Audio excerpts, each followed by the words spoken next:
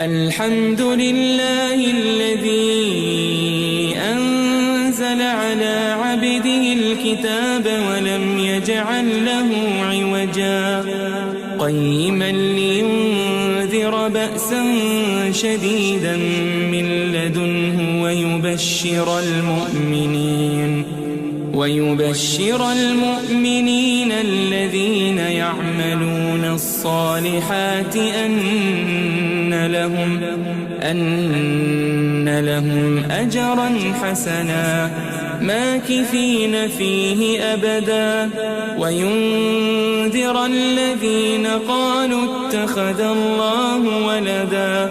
ما لهم به من علم ولا لآبائهم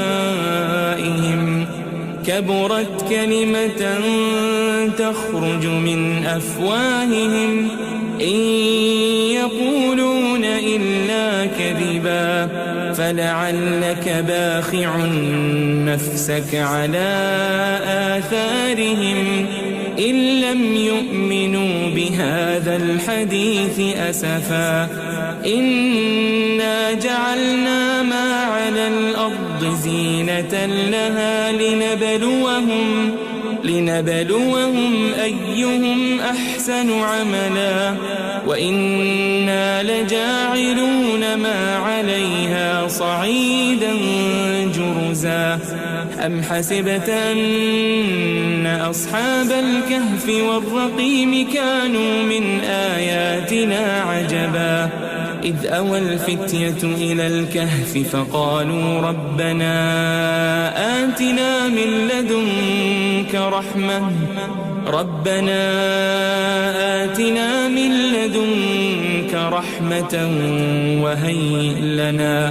وهيئ لنا من أمرنا رشدا فضربنا على آذانهم في الكهف سنين عددا ثم بعثناهم لنعلم أي الحزبين أحصى لما لبثوا أمدا نحن نقص عليك نبأهم بالحق إنهم فتية آمنوا بربهم وزدناهم هدى وربطنا على قلوبهم إذ قاموا فقالوا ربنا رب السماوات والأرض لن ندعو من دونه إلها لقد قلنا إذا شططا هؤلاء قومنا اتخذوا من دونه آلهة لولا يأتون عليهم بسلطان بين فمن أظلم ممن افترى على الله كذبا وإذ اعتزلتموهم وما يعبدون إلا الله فأووا إلى الكهف ينشر لكم ربكم من رحمته ويهيئ لكم من أمركم مرفقا وترى الشمس إذا طلعت تزاور عن كهفهم ذات اليمين وإذا غربت تقرضهم ذات الشمال وهم في فجوة منه ذلك من آيات الله من يهد الله فهو المهتد ومن يضلل فلن تجد له وليا مرشدا وتحسبهم أيقاظا وهم رقود ونقلبهم ذات اليمين وذات الشمال وكلبهم باسط ذراعيه بالوصيد لو اطلعت عليهم لوليت منهم فرارا ولملئت منهم رعبا وكذلك بعثناهم ليتساءلوا بينهم قال قائل منهم كم لبثتم قالوا لبثنا يوما أو بعض يوم قالوا ربكم أعلم بما لبثتم فابعثوا أحدكم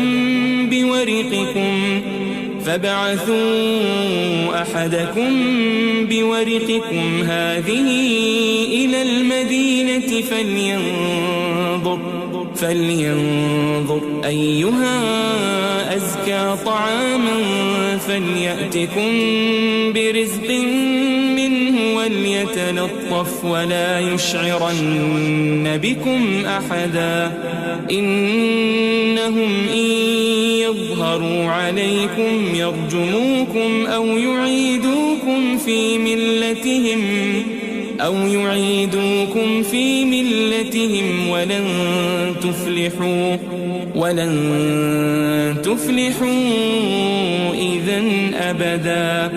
وكذلك أعثرنا عليهم ليعلموا أن وعد الله حق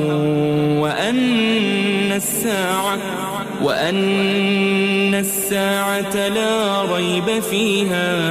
إذ يتنازعون بينهم أمرهم فقالوا ابنوا عليهم بنيانا ربهم أعلم بهم قال الذين غلبوا على أمرهم لنتخذن عليهم مسجدا سيقولون 3 رابعهم كلبهم ويقولون 5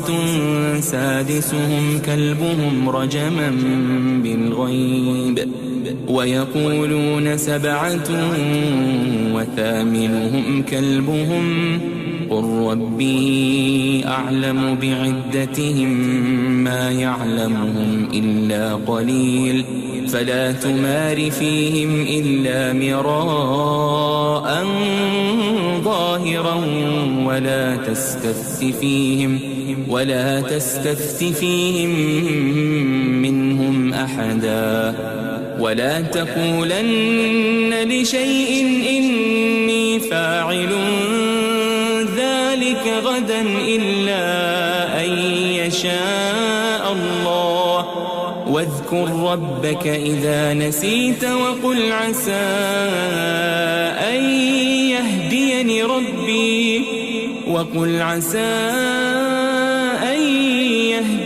ربي لأقرب من هذا رشدا ولبثوا في كهفهم 300 سنين وازدادوا 9 قل الله أعلم بما لبثوا له غيب السماوات والأرض أبصر به وأسمع ما لهم من دونه من ولي ولا يشرك في حكمه أحدا واتل ما أوحي إليك من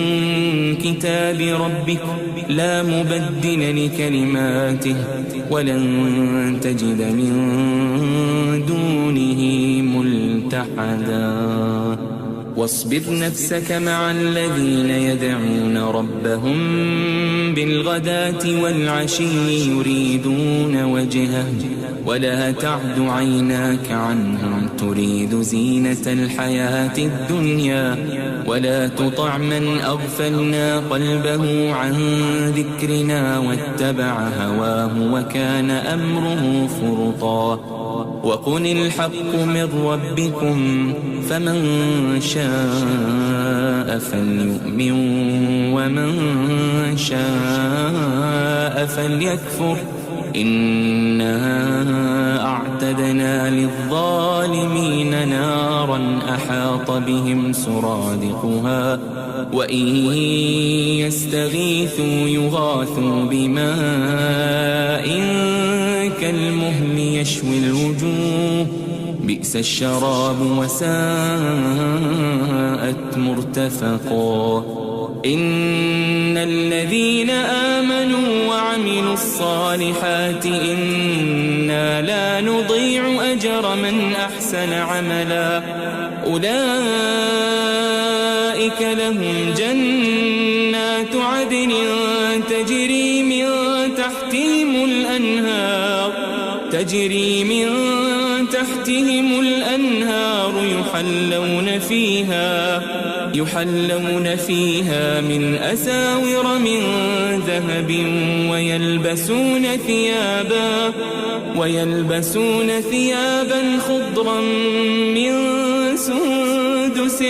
وإستبرق متكئين فيها على الأرائك نعم الثواب وحسنت مرتفقا. واضرب لهم مثل الرجلين جعلنا لأحدهما جنتين من أعناب وحففناهما بنخل وجعلنا بينهما زرعا كلتا الجنتين آتت أكلها ولم تظلم منه شيئا وفجرنا خلالهما نهرا وكان له ثمر فقال لصاحبه وهو يحاوره أنا أكثر منك مالا وأعز نفرا ودخل جنته وهو ظالم لنفسه قال ما أظن أن تبيد هذه أبدا وما أظن الساعة قائمة ولئن رددت إلى ربي لأجدن خيرا منها منقلبا. قال له صاحبه وهو يحاوره أكفرت بالذي خلقك من تراب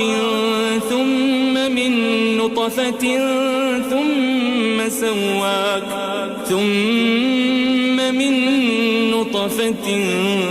ثم سواك رجلا لكن هو الله ربي ولا أشرك بربي أحدا. ولولا إذ دخلت جنتك قلت ما شاء الله لا قوة إلا بالله إن ترني أنا أقل منك مالا وولدا فعسى ربي أن يؤتيني خيرا من جنتك ويرسل عليها حسبانا من السماء فتصبح صعيدا زلقا أو يصبح ماؤها غورا فلن تستطيع له طلبا.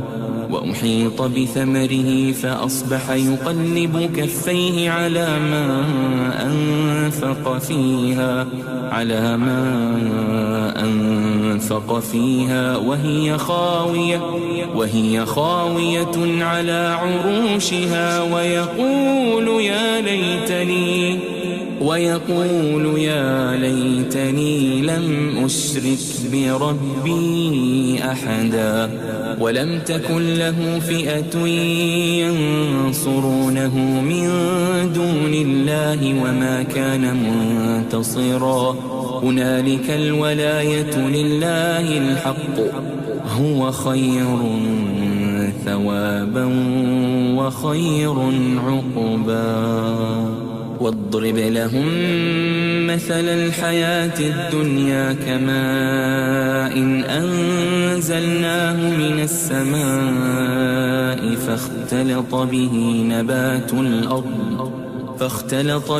نبات الأرض فأصبح هشيما تذروه الرياح وكان الله على كل شيء مقتدرا. المال والبنون زينة الحياة الدنيا والباقيات الصالحات خير عند ربك ثوابا وخير أملا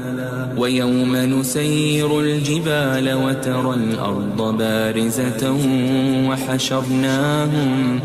وحشرناهم فلم نغادر منهم أحدا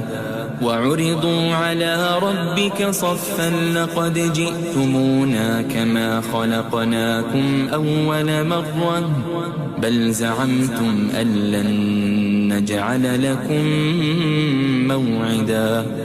ووضع الكتاب فترى المجرمين مشفقين مما فيه ويقولون يا ويلتنا ما لهذا الكتاب لا يغادر صغيرة ولا كبيرة إلا أحصاها ووجدوا ما عملوا حاضرا ولا يظلم ربك أحدا وإذ قلنا للملائكة اسجدوا لآدم فسجدوا إلا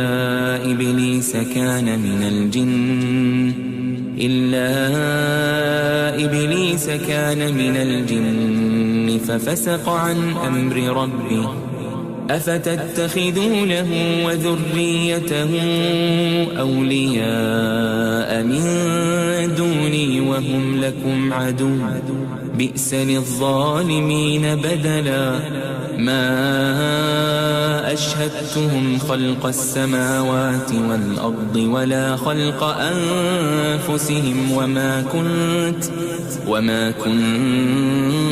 متخذ المضلين عضدا ويوم يقول نادوا شركائي الذين زعمتم فدعوهم فلم يستجيبوا لهم وجعلنا بينهم موبقا ورأى المجرمون النار فظنوا أنهم مواقعوها ولم يجدوا عنها مصرفا ولقد صرفنا في هذا القرآن للناس من كل مثل وكان الإنسان أكثر شيء جدلا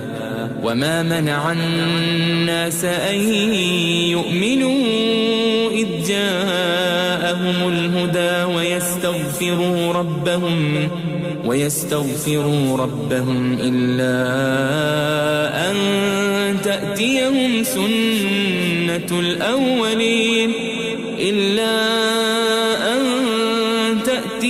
سنة الأولين أو يأتيهم العذاب قبلا وما نرسل المرسلين إلا مبشرين ومنذرين ويجادل الذين كفروا بالباطل ليدحضوا به الحق واتخذوا آياتي وما أنذروا هزوا ومن أظلم ممن ذكر بآيات ربه فأعرض عنها ونسي ما قدمت يداه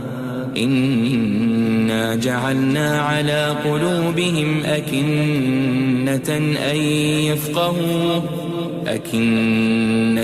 أن يفقهوا وفي آذانهم وقرا وإن تدعهم إلى الهدى فلن يهتدوا إذن أبدا وربك الغفور ذو الرحمة لو يؤاخذهم بما كسبوا لعجل لهم العذاب بل لهم موعد لن يجدوا من دونه موئلا وتلك القرى أهلكناها أهلكناهم لما ظلموا وجعلنا لمهلكهم موعدا وإذ قال موسى لفتاه لا أبرح حتى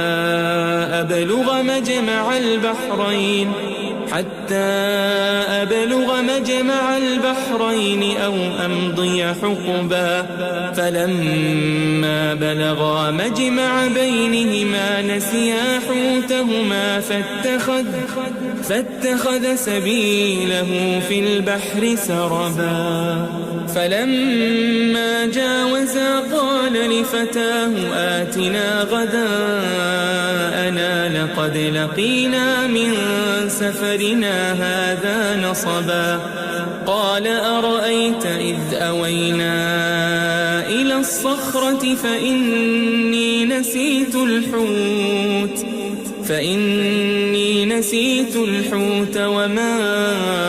أنسانيه إلا الشيطان أن أذكره واتخذ سبيله في البحر عجبا قال ذلك ما كنا نبغي فارتدا على آثارهما قصصا فوجدا عبدا من عبادنا آتيناه رحمة من عندنا وعلمناه من لدنا علما قال له موسى هل أتبعك على أن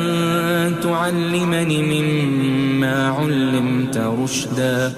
قال إنك لن تستطيع معي صبرا وكيف تصبر على ما لم تحط به خبرا قال ستجدني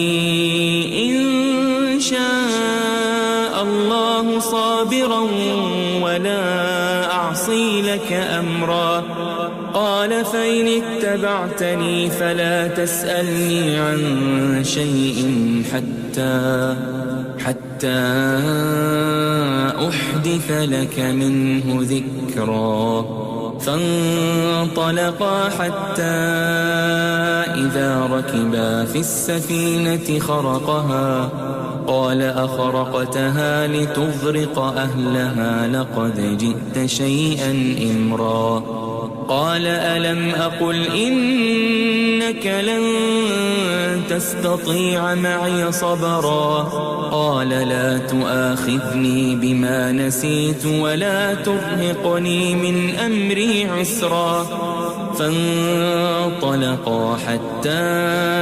إذا لقيا غلاما فقتله قال أقتلت نفسا زكية بغير نفس لقد جئت شيئا نكرا قال ألم أقل لك إنك لن تستطيع معي صبرا قال إن سألتك عن شيء بعدها فلا تصاحبني قد بلغت من لدني عذرا فانطلقا حتى إذا أتيا أهل قرية استطعما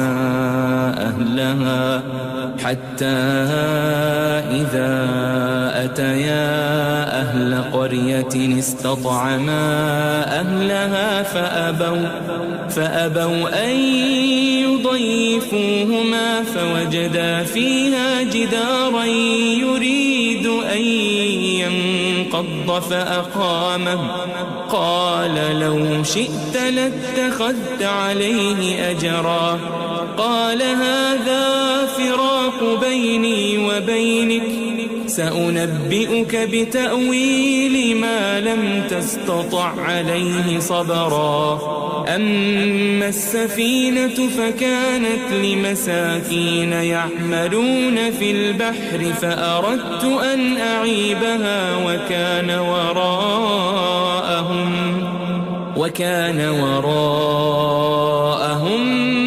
ملك يأخذ كل سفينة غصبا وأما الغلام فكان أبواه مؤمنين فخشينا أن يرهقهما طغيانا وكفرا فأردنا أن يبدلهما ربهما خيرا منه زكاة وأقرب رحما وأما الجدار فكان لغلامين يتيمين في المدينة وكان تحته كنز لهما وكان أبوهما صالحا فأراد ربك أن يبلغا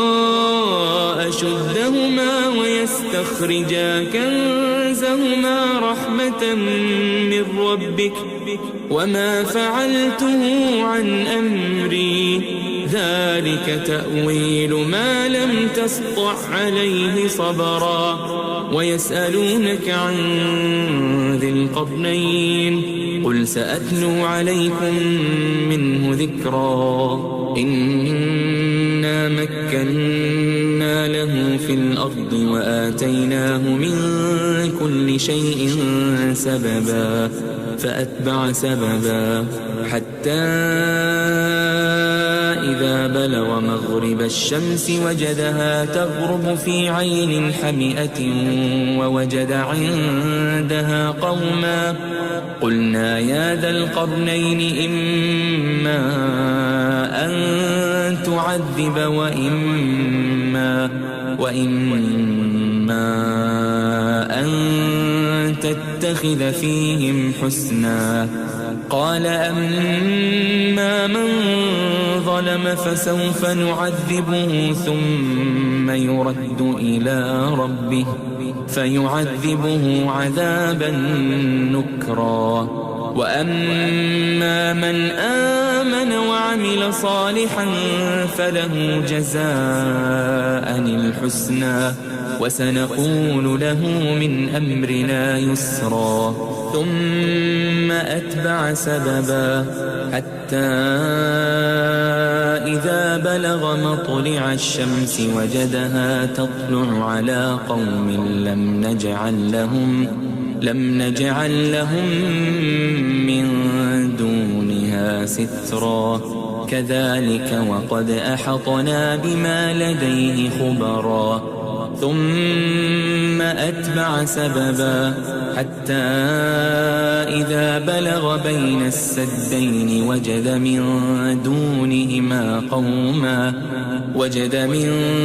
دونهما قوما لا يكادون يفقهون قولا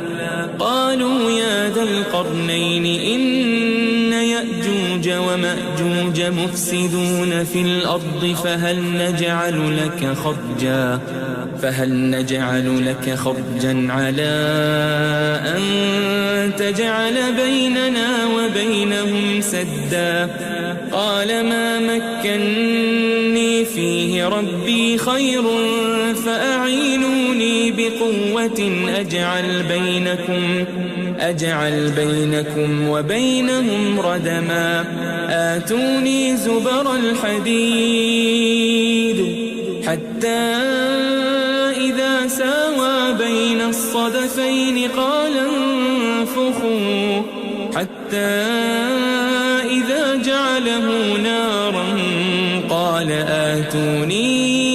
أفرغ عليه قطرا فما استطاعوا أن يظهروه وما استطاعوا له نقبا قال هذا رحمة من ربي فإذا جاء وعد ربي جعله دكاء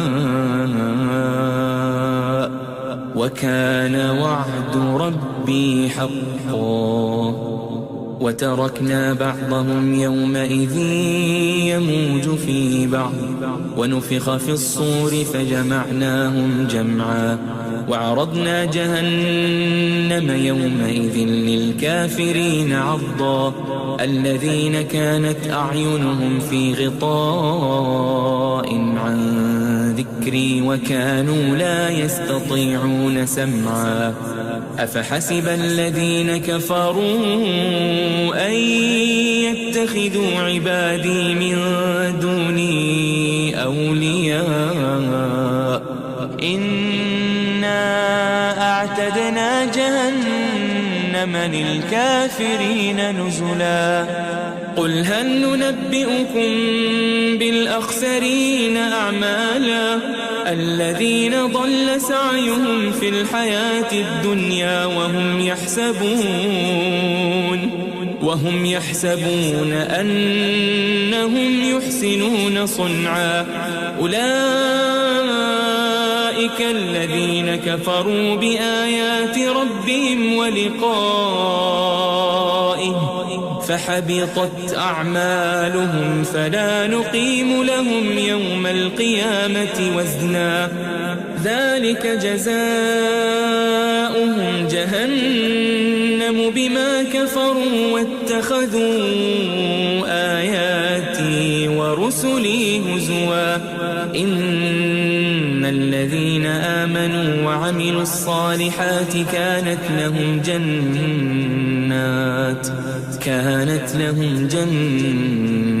الفردوس نزلا خالدين فيها لا يبغون عنها حولا قل لو كان البحر مدادا لكلمات ربي لنفد البحر قبل أن تنفد كلمات ربي ولو جئنا بمثله مددا قل إنما أنا بشر مثلكم يوحى إلي أنما إلهكم إله واحد فمن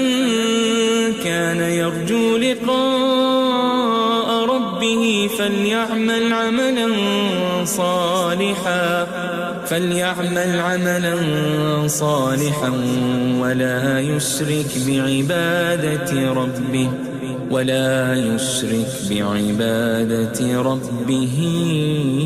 أحدا.